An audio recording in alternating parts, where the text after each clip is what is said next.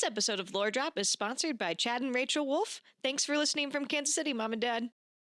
But yeah, from there, guess what? He's on the run. What? From another organization. And that is when he grabs his family and he's like, hey, we're going to move. And his wife is like, are you kidding me? Like, I'm sorry. I know you're like just popped the kid out and all, but let's move.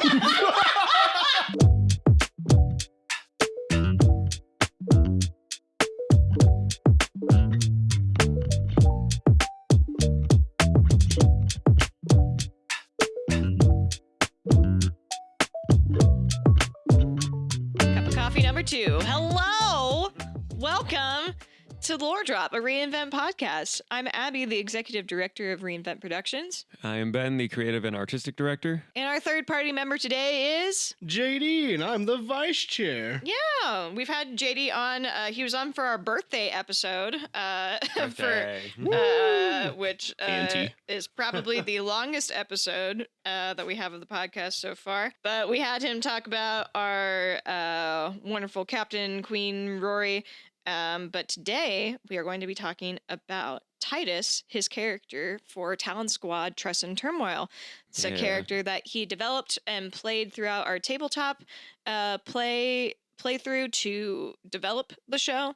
And at the time of this episode airing, Talon Squad Trust and Turmoil will be opening in about 3 weeks. Nice. Oh, man. So our previous episode, we had Emily on to talk about her character, Celeste. And so this is going to be a episode that instead of Ben and I yapping a lot, mostly Ben, this will be an episode that JD's kind of driving. So we'll be able to... Yes. I see that you have a page of notes. No. JD is a very talented writer, and he has done a lot of writing for Titus and his compatriots across the way. And we're really excited to talk about his character. But before we get into the lore drop, we must discuss the most important part of the episode, which is what animated trio the three of us are today. I finally figured it out this morning because I'd been thinking about it. Since you're like, hey, we're going to record this. Like, oh, no. This morning it finally popped. I was like, it's going to be Koro? Oh, my gosh. Korra, Mako, and Bolin. Mako and Bolin. Mako. Mako's in Yu-Gi-Oh! Yeah, you're right. Oh, man. Nice. So who's who? Well, Abby's very obviously Korra because she's a badass. Okay. I'm the Avatar, and you have to deal with That's it. exactly why, right there. Accurate. 100%. Nice. I do the finger thing like she does. Like I definitely started doing that because of her. Ben is Mako, and then by default, because I say I'm Bolin, because I'm just the dude, the husky, playful dude who's there, who got thrown into acting. Bolin is the best boy. You're welcome. He is the best boy. Listen, he is good. I love Bolin. Bolin's my favorite character in Korra by far. He's my favorite character, dude. I got so extremely hyped when he started magma bending. Right. Like, I popped so hard because I was like, I love magma bending as a concept, and I like earth bending is my thing. I'm like, it's so awesome to me. Like Toph was my favorite from the original series too. I need to go back and like watch Korra, just like do like a binge of it. Because I remember getting really frustrated with that show. I recently rewatched. I say recently, it was like a year and a half ago, and I was like, I don't remember this. Like, I don't remember this being a thing. Yeah, but I think like being in the stage of life I am right now, I think because I was getting irritated with Korra, and I was like, why are you acting like this? And I'm like, oh, I feel like I'm gonna get it. Yeah, I'm gonna get it now. Yeah, the depression. Nice, good show. Nice. All right, let's talk about another good show and a character that is in that show.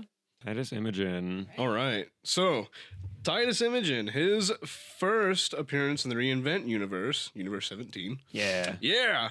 Is in 1991. 'Twas when he was born. Ah. That is technically when he appeared. He just appeared in the world. Yeah, he just popped just spawned in. Yeah. Just his spawn point. Those of you who don't know, that is my mother's name in my phone. Nice. But all right, Titus Imogene is an emulator from Rondor and the second leader of Cadence's Talon Squad before leaving the agency. This is in universe, not in show. As an emulator, Titus can see, copy, and retain different fighting styles and techniques. He, however, does not possess any magical ability. Some of his notable allies include Talon Squad, Alia LeBeau, Jack DeMonte, and Aurora Remington. Some notable adversaries are the Traitor Cell, the Morse Triplets, a new organization called Shade, Project Alpha, and Ursa Imogen, who's his twin sister. You didn't have Super Commando on that list? You didn't have Neville on that They list? fought one time. Yeah, we'll get to them, and I have. We'll get there. We'll get there. We'll get there Listen, when we get there. There's going to be a rematch. Titus will lose again, but there'll be a rematch. I love Neville. Freaking Neville. What a majestic man. Yep. The character's first real world appearance is in Talon Squad, Trust and Turmoil, here in 2017. Yeah. And I can't say that note because it's a show spoiler, and we're planning to do this before the show. So, haha. Yeah. Just know he has a very specific mission in the show. I have very specific Him and Talon mission. Squad, yeah. Yes. It's one of our main characters in there. I gotta get swole for that show. Hopefully by the time this airs, I am swole for that Nice. show. All right. His character appearances and arc. So he starts off in Rondor, the Queendom of Rondor, aptly named. Yeah. And he's there from 1991 to 2009. And his story starts off with him being the first male emulator in over 100 years. His mother, Cassandra, a royal guard to Queen Charlotte, trains him to the best of her ability alongside his twin sister, Ursa.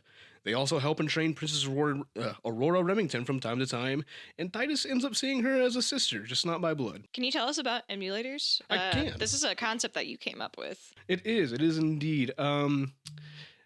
Well... So Had a quick brain so, fart, yeah. So why is it so special that Titus is an emulator? Because in the Queendom of Rondor, as we have stated previously in Aurora's episode, a lot of the royal guard and like hierarchy is mainly female. And this is just like a thing I'm working on. I've written out the plot beats, but way back when Rondor was still developing, there used to be a lot of male emulators too. And then one of the Imogens, thanks, one of the Imogens done messed up and made a deal with a very not so great god and put a curse upon Rondor. And that curse ensured that only one male emulator could be born every 100 years or so. That's cool. Interesting. And I did take that inspiration from The Legend of Zelda and the Gerudo with Ganon. Yeah. Ooh, I love that. Oh, yeah. Except he's not he's not a bad He's guy. not the incarnation of evil. Yeah, he's not the incarnation of evil. He's just a random dude. Yeah. He's just a guy. So for those of you at home who are still having trouble with it, think Taskmaster, not MCU Taskmaster. Yes, Aw. very specifically. Yeah. We don't talk about Literally every other iteration of Taskmaster is acceptable. that. Yes. It's just because the MCU did it dirty. But yeah, that's it. He's just in Rondor training and learning and doing his own thing. And then in 2009, when Titus turns 18, he's sent out into the world by Queen Charlotte to go learn about different fighting styles and different tactics and all these other things from different groups in the world. And his hope is that when his mission's done, he can come back home and train the next generation of emulator. Boy, is he in for a surprise. He So- didn't come home? We'll get there. We'll get there. I love asking questions that I know the answers to. Really? I didn't notice. Teehee. From 2009 to 2011, Titus, as I said, is sent out into the world, and the first group he works with is the Skull Mercenaries. Ah. And this is how Titus ends up in Texas. Somehow, some way, this random, like rancher's mafia family hired out a small portion of the Skull Mercenaries to protect their cattle and land from rival families. And this is where he meets the DeMonte family. And one of his notable best buddies, Jack DeMonte. From there, Titus keeps jumping around group to group until he ends up with the Smugglers Network in 2011. 2011? Brain's not braining still.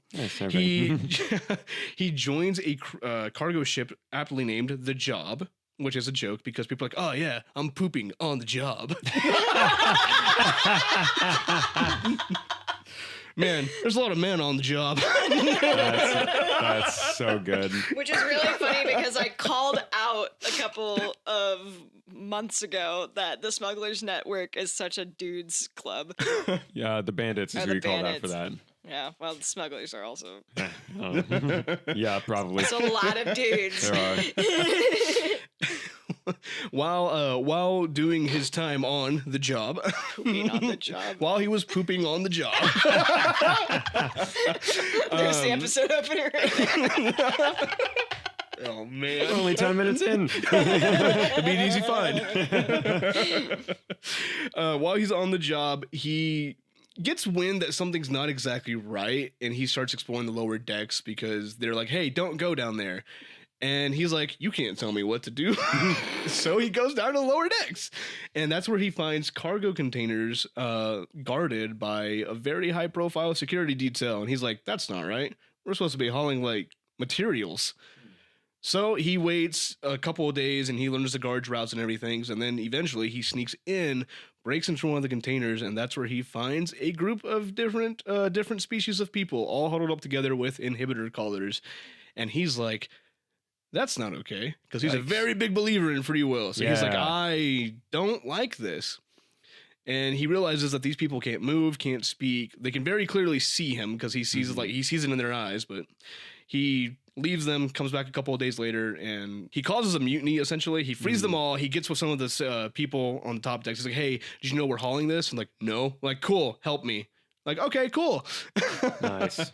And he calls the mutiny, and that is when he takes over the job, sails it to the nearest port, makes a distress call, and by the time they get to port, that is where a bunch of Cadence agents are surrounding the port.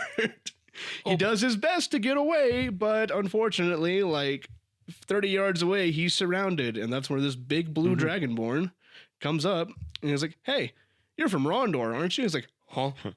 How do How do you know that? Yeah. How do you know what Rondor is? What are you? You're big and blue and scaly." Well, because at this point, Rondor is not completely hidden from the world, but not a lot of people know about Rondor, or at least like know how important it is. Yeah. But yeah, no, a giant dragonborn calling you out, saying like, "Hey, I know where you live." Yeah, It's kind of scary. It's kind of jarring, but yeah, and that is how Titus ended up getting captured. Not captured, but he was detained. That's the word I'm looking for. He was Detained. voluntold. He was voluntold, "Hey, come with us." Really Marine recruited. Yeah, oh, he really was. He really was. He was recruited into Cadence via that way. When he got to the Cadence headquarters, the Dragonborn, whose name is Steve, that is where Steve informs him, like, "Hey, we know who you are. Your combat ability is not what we expected. We saw the footage from the ship, so you want to like join a secret agency?" And Titus with his mission from Rondor, so he's like, "Sure, why not? This is my opportunity to learn more about a spy agency, so might as well." And that's when he joins Cadence. From 2011 to 2012, Titus ends up, quickly excelling in his physical and combat training. The trainees all there nickname him Match because he's a match for anybody. Nice. Yeah, and that is also where he meets his next best buddy, Bug, who is wily and all over the place, and they needed someone to balance Bug out, so they put him with Titus because Titus is a rules follower to the T. He's like, "This is your emotional support goblin." That's exactly what it was. Which, like, he is a goblin, right? He is a goblin. Yeah, Yes. Bug's a goblin. Yeah, I was like, wait, I said that and then I wasn't sure. That's from 2011 to 2012, yeah. It is in 2012, toward the end of Titus's training, that he overhears what happened in Rondor, because he has not been in communications with them at all. He was told simply, "Go out to the world, come back in like 10 years, and come teach." He's like, "Okay, cool." Yeah. And just did it. Because again, he does what he's told.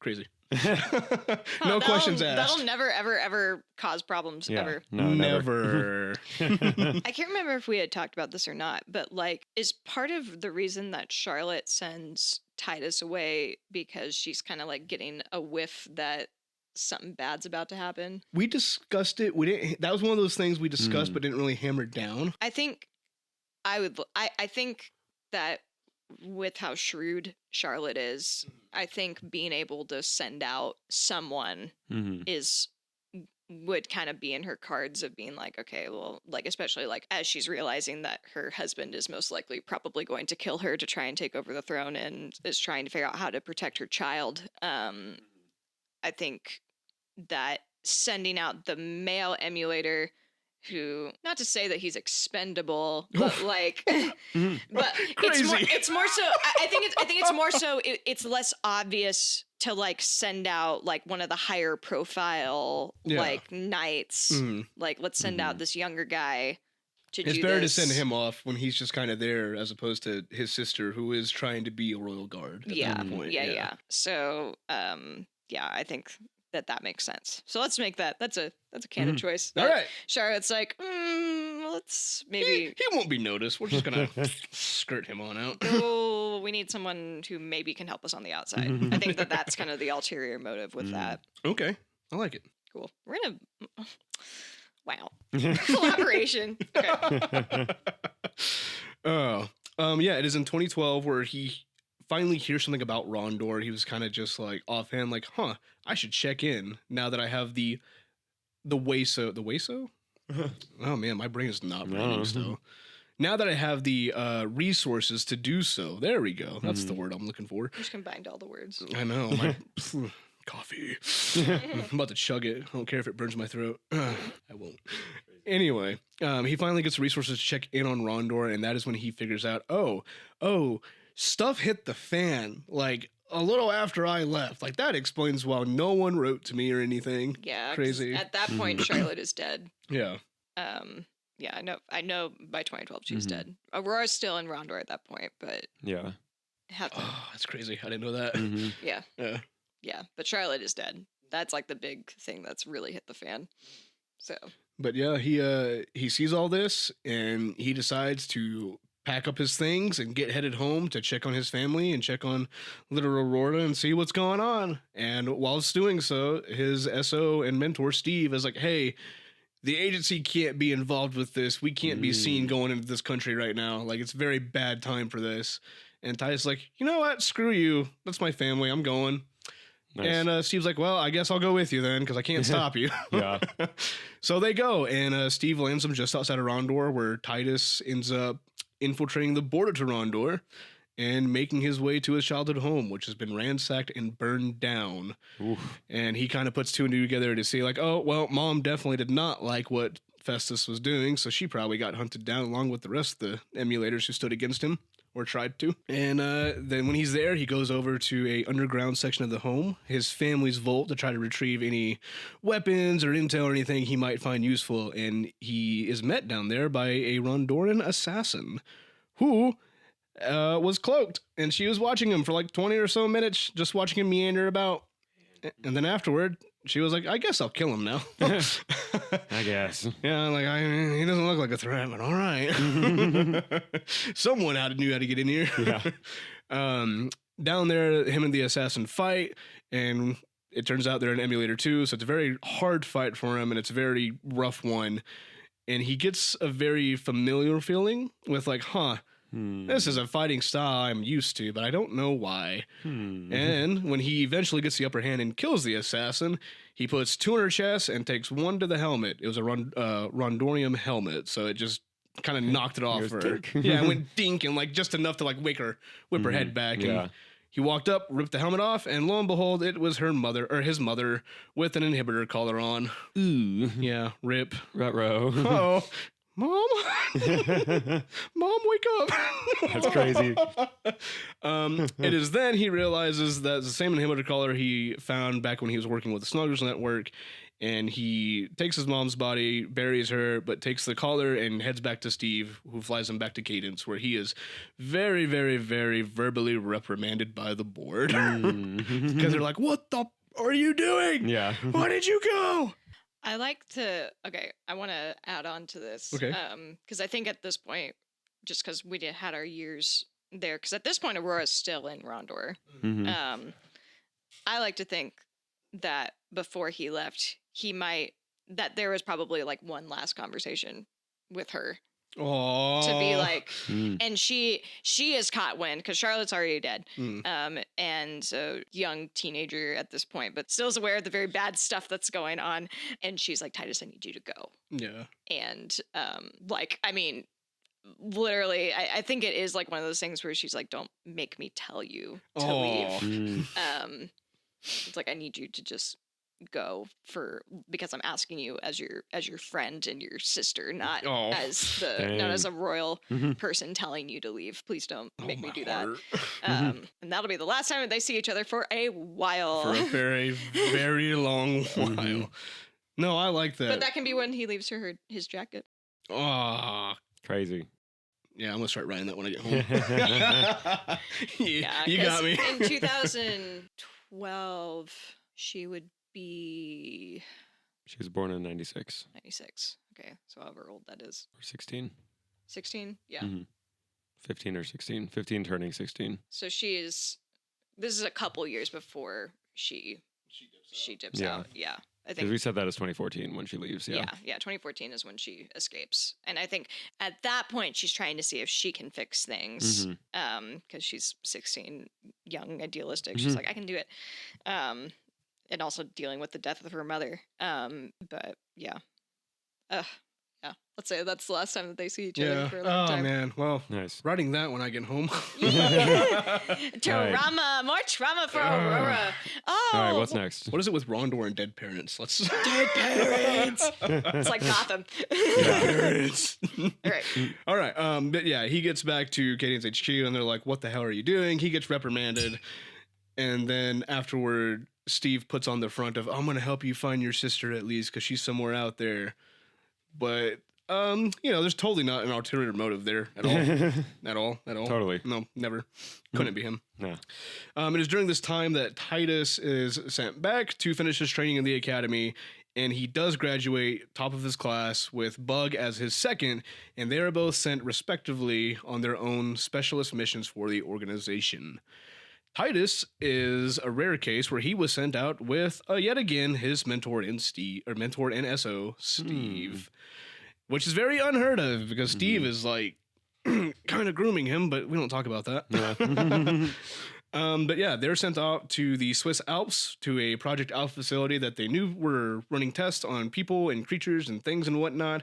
And it's while they're in this facility that it seems abandoned. And like, well, this computer just sent off a ping like 2 weeks ago. That's why we're here. And it's while they're down there that Steve gets the feeling something's wrong and it's a trap. And he's like, you need to go. You need to leave now. Like, you're not going to be a match for him. And he's like, that's my code name. What are you talking about? That's crazy. I will be. I will be. But that is when a augmented red dragonborn named Hierarch comes into play and beats the Everling crap out of them both. More so Steve. No idea why. Some personal beef there. Who's to say? We'll get that in a different episode. we haven't nailed that one down yet either, but it is during this that Steve takes over the fight while Titus tries to leave the facility and call for their extraction. He radios the pilot and sets down their beacon, and that is when Hierarch throws Steve out of the front doors of the building, and Steve is not looking well. Yeah. So Titus takes it upon himself like, I could fight this guy. I can take him. I could fight this guy. How'd that fight go? Yeah, how'd that fight go? Well, you see, in the middle of the fight, Titus was getting his butt kicked. Crazy. It's not something he's used to, because he's used to fighting normal people. Yeah. And, not dragons? Yeah, not dragons. They have like claws and sharp teeth and things. And breath attacks. Yeah, and breath attacks. Did not account for that one. He can't emulate that. He just yells. He's like, all I got is my coffee breath. That's crazy. I can spit at you real good, but that's about it. It is while they are fighting that Hierarch uses his tail to kind of choke Titus and kind of brings him closer to his face. So Titus is like hanging on, trying not to be choked. However, Hierarch brought him in a little too close, and Titus uses one of his sidearms to fire and crack one of Hierarch's horns, and then grabs onto it and yanks the horn off his head as Hierarch tosses him away with his tail. That's gnarly. That's metal as heck. Yeah. And in his recovery, Titus rolls forward and jams the horn into Hierarch's chest to kill him. And it is while he is stabbing this dude that Steve runs back up. He's like, holy shit. Beep. What are you doing? He's like, I just won the fight. I was just trying not to die. I'm trying my best not to die. You see this hole in my chest? Or my side? If this is a CW show, that's when Titus looks at Steve and says, I was a match for him. That's exactly what I was thinking too, yeah. It's a good thing it's a CW show. Yeah. No, Titus is severely injured in the fight, and Steve ends up carrying him to their extraction point, where the pilot on board ends up healing him and keeping him alive just long enough to make it to Cadence to receive proper treatment. Nice. He is out for about 3 to 5 days with recurring visits from the trauma team, and with Steve looking over to make sure he didn't just kill his prize student. Crazy. Like, well, there's another one. Yeah. But he's out for 3 to 5 days, and when he comes to, that is when Steve jokingly gives him the nickname Dragon Slayer, and that is used as a, if you know anything about the military, you know that the nicknames are more jokes than actual nicknames. Yeah. So it's that not is to make you seem cool, it's to remind you of your screw-ups. Yeah, and that is why he gets the nickname Dragon Slayer, and it is used by Steve, his friend Callum Wilson, his more than friend Ollie LeBeau, and Talon Squad. What do you mean by that? What do you mean by that? What do you mean by that? It's just like really close. That's it. Is she pretty? Yeah. Yeah, she's pretty. Her Hero Forge figure is so pretty. Don't mess with me. I worked really hard on her face. She's very pretty. Yes. We'll get to her later. Maybe we'll see. She's hot. Crazy, but it is after this that Titus is an official agent for Cadence, and for a little while there, he kind of just does his own thing. He's just sent out to the world, goes on whatever mission he's told, whether it's a kill order, a reconnaissance, extraction. He's just doing what he's told, because that's him. You tell him, and he does it. Is in late 2014 when Steve approaches him, and he's like, hey, we're doing this new thing. We're going to try our first squad. We're calling it Talon.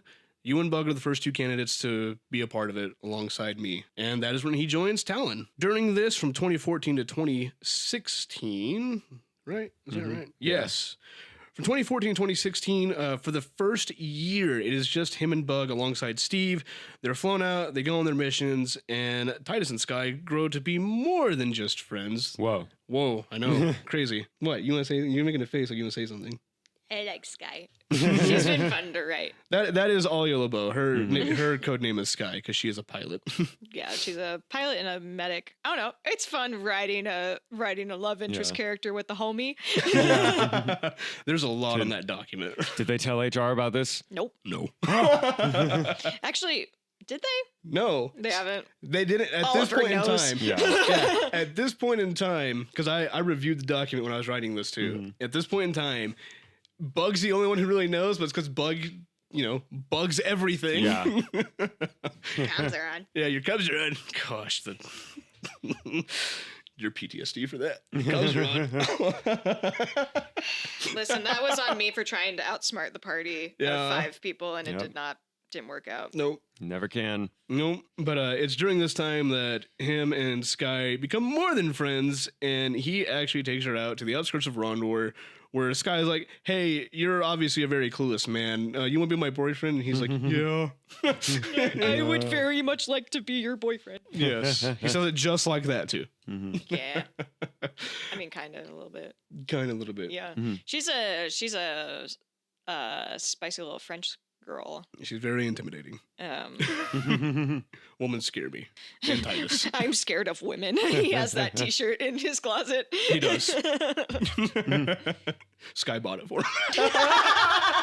No, Bug bought it for him. Oh, you're right. Yeah, Bug bought it for me. He's like, I hate you.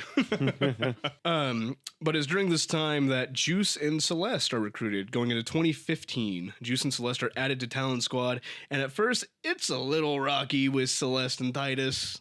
Just because Celeste is like, who the hell is this guy? And Titus is like, who the hell is this elf? It's in 2015 where Juice and Celeste join the squad, and again, rocky start. But as time goes on and as the missions get a little hairier and hairier, and as Steve is more and more absent during the missions, they all grow to be really close, and they all grow to be a little bit like a family. And Titus chokes that down because he's like, emotions, I'm an agent. I'm a freaking secret agent. I can't be feeling things. I killed my mom. I killed my mom. I'm Batman.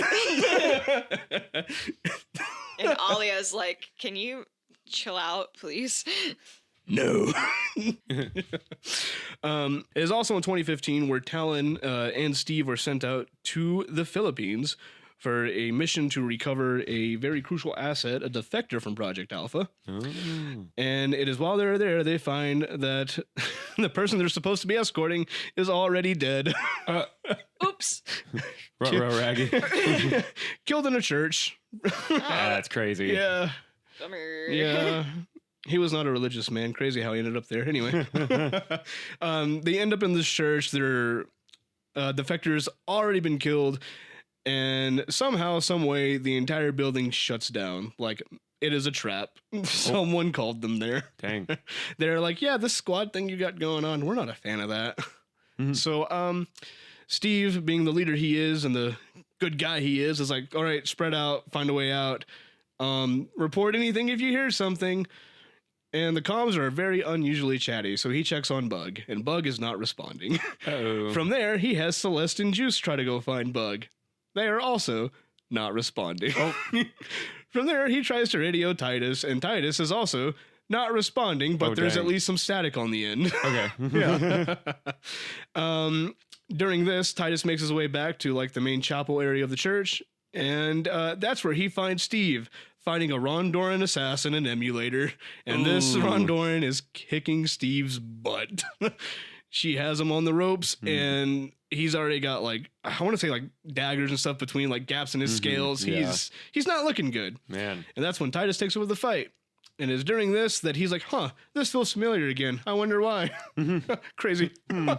It's during this fight, he fights this Rondoran assassin, and he starts getting the upper hand until they decide to set their sights back on Steve in an attempt to finish him off. And in doing so, Titus puts himself between the assassin and Steve and gets very gravely injured once again. From there, Steve rips off Titus's mask so he can breathe, and the Rondoran assassin just leaves. No explanation. It's just like, oh shit, and gone. Or oh poopy, and gone. They are extracted. Steve gets the team back on the jet. They fly back to Cadence, and Titus is yet again in his favorite spot, in the trauma center in Cadence HQ. From there, after that incident, that is when him and Sky decide to go get secretly married. And they do so back in Texas, because I was the one to dictate that, because it's my story. She doesn't care where you get married. She's just like, can you, we're going to get hitched, because you need yeah, stop this nearly dialing thing, man. Yeah. Maybe if we get married, that'll help. Maybe if you have something to live for. That's crazy. Wild. Hey man, he does what he's told, so they get married. They're secretly married, and then Titus promises once he can get out of the agency, they will have a proper ceremony and do a very Rondoran tradition that we're still writing. But it is from there that we go into 2016, which is the first fall of Cadence. Nothing bad happened in 2016. No, totally. No, not at all. Right? 2016 right. was... right. It is during this time that Titus and Talon are in the middle of a mission when suddenly everything goes dark. No one is responding. Everything is kind of up in the air, and like something's wrong. So Titus and Talon fly back to Cadence HQ, and lo and behold, it's kind of not there anymore. Yeah. Crazy. That's weird. It used to be this giant building, and now it's just a pile of rocks. Crazy. Where'd all these rocks come from? And where'd the building go? Yeah, where'd the building go? They do their due diligence and check for survivors and try to find anyone in the building, the rubble of the building, I should say. And to no avail, they do not. He offhand mentions wanting to go find Sky because she's a crucial asset to the organization, and that's when Steve reveals, listen, I know you're married, just go find your wife. He's like, stop dancing around this, just go find your wife. Yeah, just go, please. Just keep crying and it's uncomfortable. That's crazy. Titus goes, he finds Sky, all is well. They totally don't have a little fight about Titus going back to join Cadence after this. Yeah, you just said all is well. No, he leaves her in the middle of the night. I don't know what you're talking about. He does. I wrote that script. I know exactly what We happens. collaborated on that. I wrote the beginning. Okay. Actually, no. You did just, this was when you just did, actually. Yeah. Oh, man. But no. you told me what happened, and I said, bet, I got it. Yeah, I gave you the bones. Yeah, and you made gave us, me the prompt, yeah. and I like ran with it. Yeah, no, Nice. she, yeah. I'm thinking of a different script of someone being a not good person. Oh. I'm thinking of that one where we Yeah. get, Anyway, Well, yeah. So Titus and his big man brain decides that going back to Cadence instead of staying with his wife is the better decision, which definitely doesn't make the feisty French woman mad. Crazy. not at all. What are you talking about? She's totally happy. She's home. She's resting. Yeah. She's Right? fine. Yeah. Right? That's how women work. He does go back to Cadence because the only way to find his sister and to, maybe check up on Aurora when he can. But And Alia's like, we could do that not here. We could do that anywhere else. It's fine. He's a man. Facts. It's fine. Titus is a dumb man, just like me. Anyway. From there on, 2016 going into 2017, Cadence is being rebuilt. We have Bonnie Black assuming a more direct role. She's what is it? Director of? She's the head of operations. Head of operations. That's what I was looking for. Yeah. She's the head of operations. And from there, Talon and Steve kind of really only report to her. And yeah, pretty much same old. Titus and Talon go on missions as requested. Steve is noticeably a little more absent. And very unfortunately for Titus, his wife comes back to the agency and he's like, well, this is awkward. This is awkward. Hi, honey. Nice to see you here. And she's like, I'm mad at you. I couldn't tell. They're in a very weird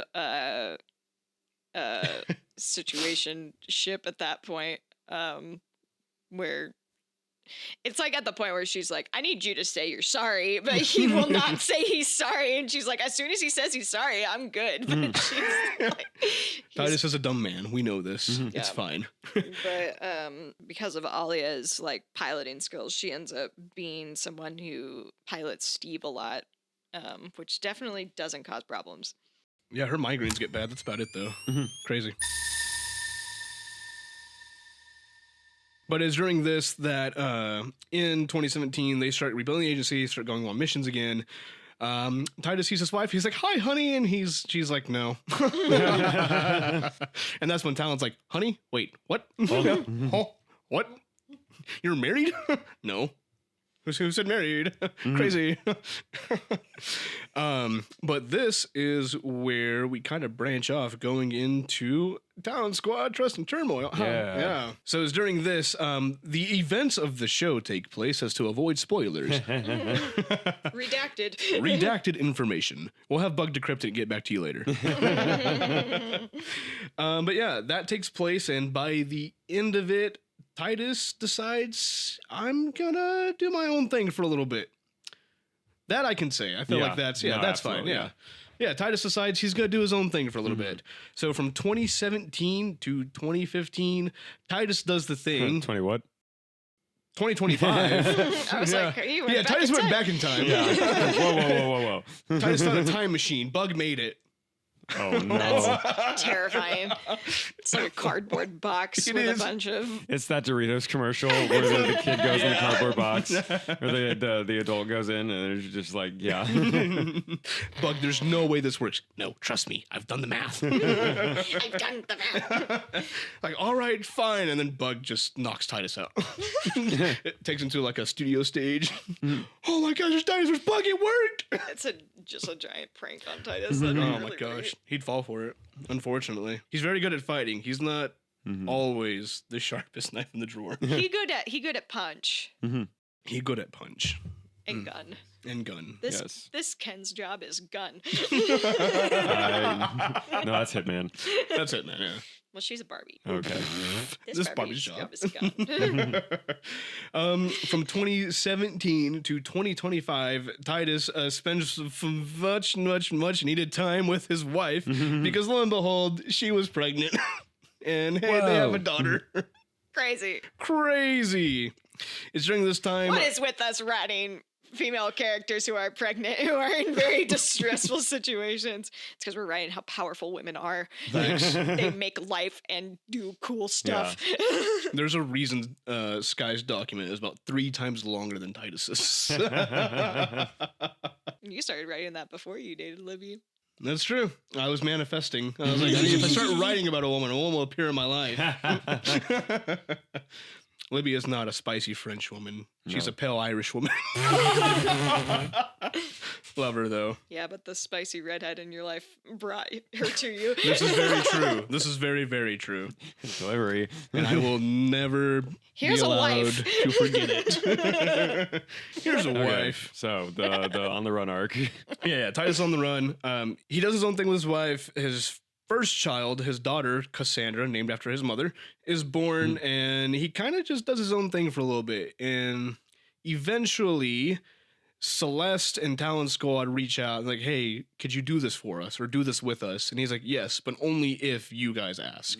I will not do it if Director Black or whoever else asks me. Like, it has to be from Celeste and Talon Squad. And that's kind of what he does. And this is where Titus comes across Shade, the other organization that I'm writing. Is during these years that Titus is trying to get away from Cadence, and he ends up joining another organization, and then he realizes who they are and what they do, and he's like, wild. Oh no, I did it again. That's crazy. That's so crazy. It just sounds like Titus just needs to be part of a group, and he just cannot find the right group to be a part of. No, Talon's the right group. There's just a little awkwardness there. Right? Yeah. If Talon's his own thing, he'd join them. No questions asked. Well, I mean, I'm talking about like large organizations. Yeah. Mm-hmm. He needs to have that family. He can't be alone. No, he needs to be told what to do. Yeah. That's what it is. Crazy. I don't project onto this character.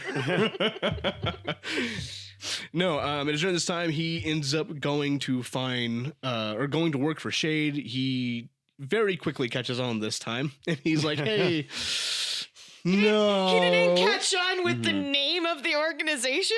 No.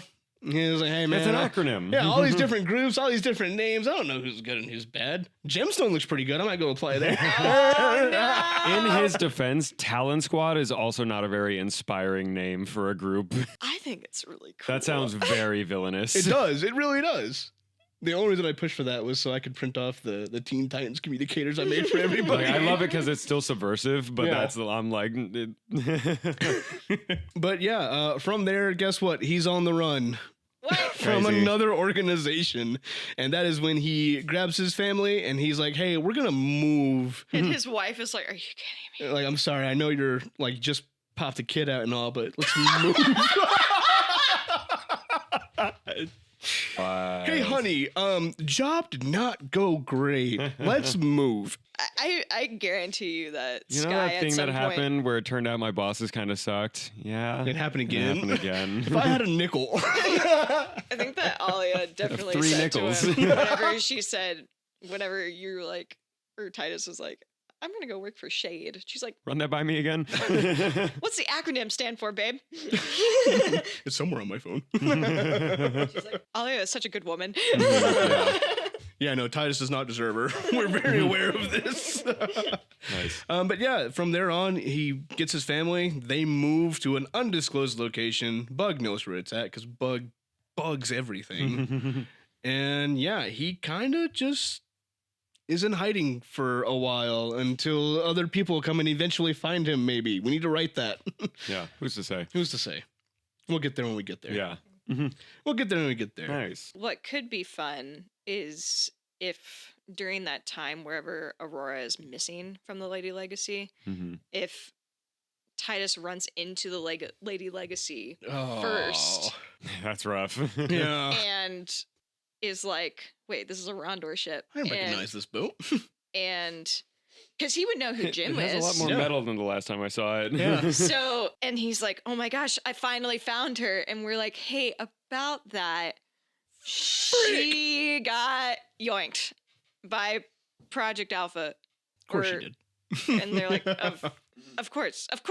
And it's like, oh, we haven't seen her for Where is Aurora in 2025? in the I mean, that's desert. when. Yeah, that's when they're in the desert. Yeah, Yeah. she's in Mexico. Yeah. Or in Mexico, yeah. So like at that point, I mean, it's like several months until Aurora's back with the Lady Legacy crew. It could be interesting if the way that Titus is hiding out is if they're It's just on the freaking crew. boat. Oh my gosh. Or it could be that like this is actually an interesting thing, because then it wouldn't be that Aurora would run into Titus too soon. It could be that like Lady Legacy is like, hey dude, you know the safest spot that we know? Pirates Bay. And then like they like Oh go my take them to gosh. Pirates Bay for a little bit. That's crazy. And then he could join the bandits, Oh my gosh. which definitely isn't a bad group either. Oh my gosh. They're neutral. Hey, so I'm 4 for 4 on groups. Like, maybe I should stop working. Maybe we should live off this very generous Yeah. pension. What is it? No, not pension. I don't know. Oh my gosh, what's the oh, whatever. It'll come to me later. Like, oh, it's this word. No, He's gonna call us at 3 a.m. being like, I found it. I remembered. I'll be 4 a.m. because I'll go work out. I'll make you go with me. Not tomorrow. That's fair. But yeah, no. From when's the liberation of Rondor end again? 2026. 2026. That's crazy. It's only a year. All right. From events happen. Who's to say? Yeah, something happens. From 2026 to 2037, Titus goes missing. And that's for a later campaign I hope to run. Nice. What? Yeah. Bum, bum, bum. Bum, bum, bum. And he's got 2 kids now. Oh. Like, where's our dad? Dad? Where's my dad? He went to get milk. He went to go get spy milk. Titus is lactose intolerant. He did not get milk. But yeah, that's kind of where we're at with Titus right now. Nice. Just sum it all up. I didn't have a whole lot, because if I did, we'd be here for 2 more hours. Yeah. It's been fun writing scripts with you. We've written a couple of pretty good ones together, if I say so myself. I'm hoping by the time this episode comes out, we have at least one on like a short film. Yeah. I'm hoping we have it done just to give people a little more behind the scenes look into Titus, not as like the spy, but oh, this is actually just a genuine dude. It'll give me an excuse to get some blue freckles. Oh my gosh, I remember writing off Titus's stuff, and I hit a roadblock, and that's when I was like, I'm gonna give him a love interest, and then it took off. Yeah. I mean, that, Yeah. like I said, her Sky's dock is like 3 times longer than Titus's. Well, and she's been fun to like build the lore with. At some point, I guess we're gonna have to give her own episode, because she does have enough lore that she could have her own. Nice. now. One day. But yeah, she's a very interesting character. Yeah, I do want to say I'm very grateful for all the opportunities and everything that you 2 have given me. Titus is much like Aurora is to you. Titus is my character that I projected a lot onto. Yeah. And it was one of those, I didn't realize it until, as of recording this episode, like a couple weeks ago, I was like, oh no, like I really did project a lot into this. Because someone called me out on it. Thanks, Libby. Love you. No, Titus was my character. I put a lot into, and like helped me get through some stuff emotionally and mentally and whatnot. And a lot of it came through at the table, and I'm glad that he's getting some very, very good representation on stage. And I really hope. Yeah. I really hope I get in shape so I can do the things I need to do. But 2, I really hope this is a character people end up wanting to see again, because I would love to play Titus in another campaign. I'd love to explore an actual campaign or story setting of finding Aurora again after all this time, or finding his sister and trying to reunite his family finally, or even coming back to Talon. Like just something, Yeah. Well, that's something that I also love of like, I'd started brainstorming in my brain at one point that like in going back, and especially with our tabletop stories, like making them more structured and adapting those, like with Cataclysm going into audio drama. Yeah. And whenever we do get to Dynamite, of like finding ways in other characters that have been made since then that we can integrate into the world, and be like, they've been here the whole time, and let's actually connect them to things more, is always very fun. So that's one of my pipe dreams when we get to Dynamite, is I want to like throw those Talon Squad characters into the world more, because it's like, yeah, they'd be there and be doing stuff too. Yeah. Oh yeah. Oh yeah. Well, it was like Celeste would be power bombing aliens. Yeah. Or I guess I'd be Natasha. But I mean, Celeste. Who knows what happened with who's to Natasha, say? but No, I'm very excited to see what we end up doing as far as like integrating everybody, because like again, Titus holds my heart and is my favorite character by far. Sorry, Cookie. the helmet just burst through the door. Yeah, with his broken jaw. Yeah. Oh, that'd be terrifying. I'm gonna take that off the mannequin when I get home. Cookie is your Green Goblin mask. No, that's Titus's mask. It's sitting on my chair Oh my in the gosh, living room right now, and it's like, you must work out. But no, like I was saying, I remember this is more of just like we've done the lore. I just want to talk about Titus a tiny bit. I want to see how he does intertwine within the lore, like when we get to the audio drama for Dynamite and everything. Oh, I don't want that to be an audio drama. Like that's waiting until we have like a budget for an animated show. Oh, That's one that I can't do as an audio drama. heard. Listen, There's so much that goes on with that. after our next board meeting, when I hound all of y'all to start soliciting more sponsors, I love y'all. Yeah. We'll get there. That's a board meeting topic, but we'll get there. I mean, I believe we could. No questions absolutely. asked. Yeah. Yeah. It'll be a while. But yeah, it'll be a while, but we'll get there. But no, I'm very happy to see how far Titus has come as a character. Even from like, day one, I was nervous. I didn't really want to do anything. I was like, you're going to throw me on a stage? That's crazy. How dare you? Well, the original concept for the spy show, we started talking about it while we were doing Lady Legacy Tale of the Tide. And I remember making a list on my phone of people that I was like, okay, one, who do I think would be available and like interested in playing a tabletop game? And then like, who do I want to see more of on stage? And I was very deliberate with who I was picking, because I was like, there's certain actors that are really good that I haven't seen outside of supporting roles yet. I really am just thrilled that the 5 people that I had asked, like one all said yes, and then ended up like it worked out really well. And it was a great group for us to like kind of test drive different methodology and techniques to make the role-playing system work for adaptation. We had a couple of bumps along the way with the storytelling, and with like figuring out how we needed to communicate with our players to set them up for success to play out the story, and not be too railroady with stuff.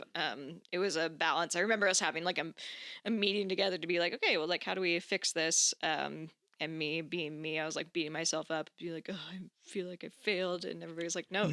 Can you shut up, please? And I was like, okay.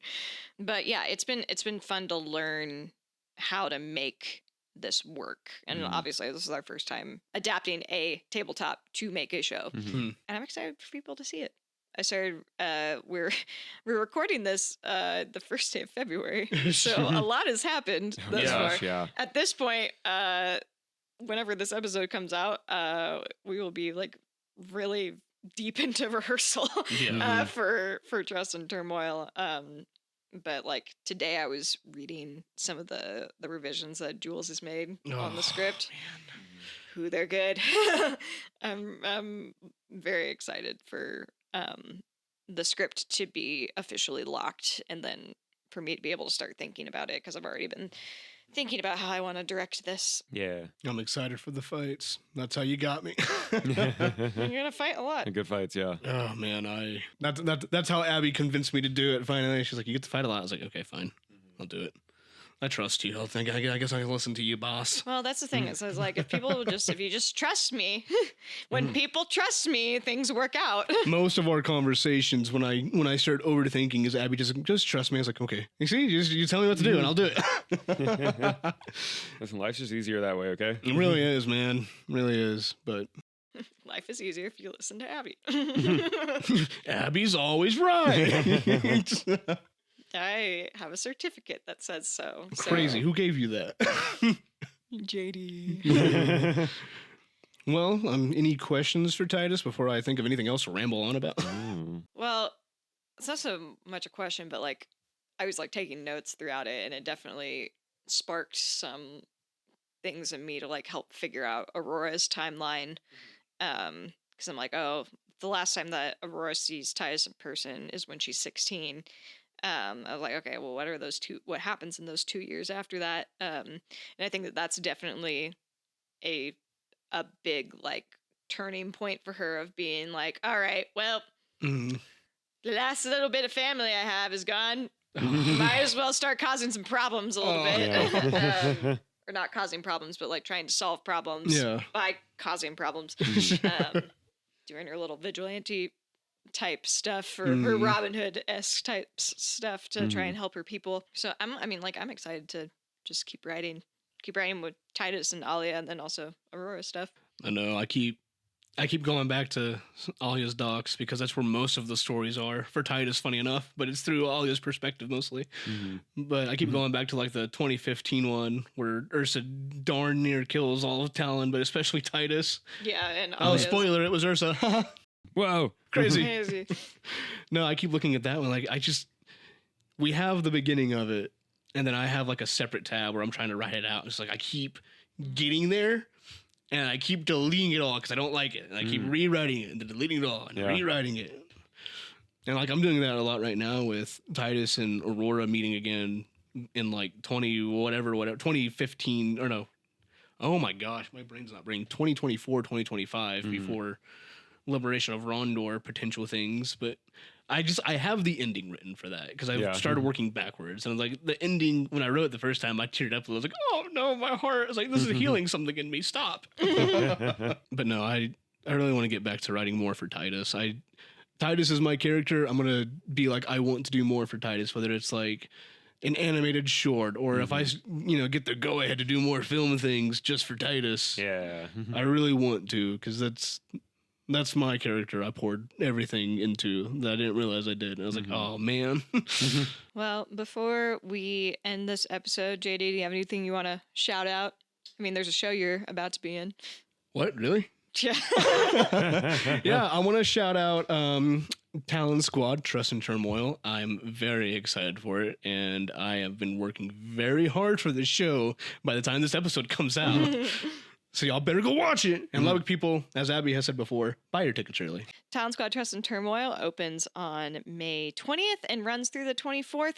There is also the opportunity to have a double feature day on our closing performance on the 24th.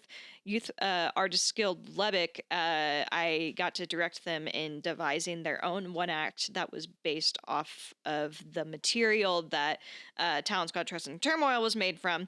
So they've got a really great one act that we are taking to Theater Network Texas this summer. But we're going to have the closing day performance is a 2-for-1 ticket. You get to see their one act at the very beginning, and then we'll have like a quick intermission in between, and then we'll have the show. So especially if you want to see some really great theater, this is a great bargain to be able to see 2 casts. Yes, our tickets are on sale now.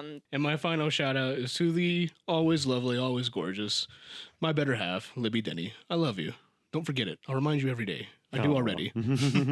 Gross. You did this. Yep.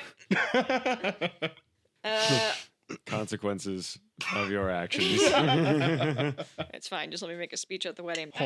And remember, being fantastic starts with being a fan.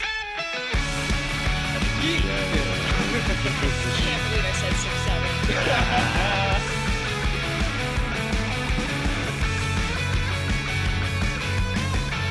Reinvent Productions is proudly sponsored by 5 Points Corporation Lubbock and Savannah Rashida Photography, as well as our other wonderful community patrons. Our home base in Lubbock is Hollingsworth Hall Cultural Center at 4228 Boston Avenue. For more information on how to support our 501c3 organization, you can check out our website at www.reinvent-productions.com. To directly support our upcoming audio drama, you can become a Lore Drop sponsor. For just $10, you can sponsor an episode of this podcast. All donations will go towards support for our upcoming production of Children of Destiny Cataclysm Season 1, which will begin releasing episodes June 22nd, 2026. Funds will go towards paying our wonderful voice actors and creative staff for their fantastic talent and time. We have over 30 artists globally working on this production, and we can't wait for you to hear it this summer. You can donate at givebutter.com/Lore Drop sponsor. You can also find us on Instagram and TikTok at reinvent.productions, as well as on Facebook and Twitch, where we stream gaming and a look behind the scenes on how we create our new works. Be sure to follow us to stay in the loop about upcoming productions, auditions, and more. Thank you so much for listening, and we'll catch you in the next episode of Lore Drop. So, like, at that point, I mean, it's like 6 or 7. Oh, I didn't even mean to do that.